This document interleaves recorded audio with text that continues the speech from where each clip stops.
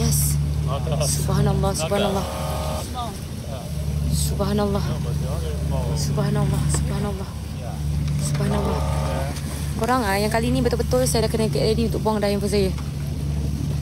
They are coming, guys. Ya Allah, nampak tak lampu-lampu putih tu?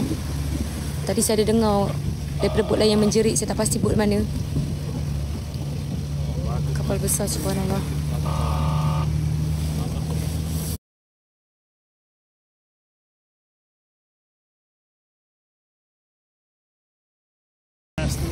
Sangat-sangat laju korang. Korang, dia dah dekat korang. Subhanallah, subhanallah. Subhanallah. Subhanallah. Nanti semua kat keliling saya sekarang ni.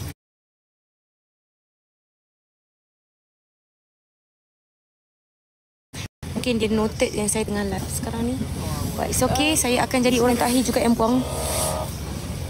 Korang record dan cakap IDF ni memang pengecut. Pengecut sebab serang semua bot-bot sukarelawan orang awam.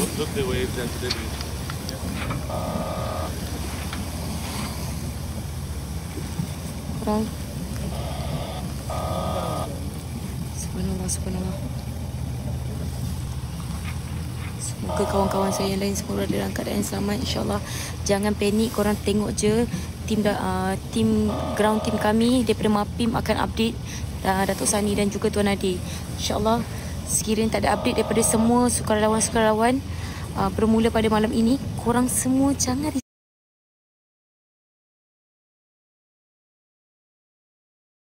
risau tentang kami. Akan ada second wave, sukarelawan lain akan datang untuk teruskan misi ini. Sekarang ini kita semua kena buka mata dunia untuk bebaskan Gaza. Sebab mereka sangat-sangat perlukan kita. Mereka sangat-sangat perlukan kita.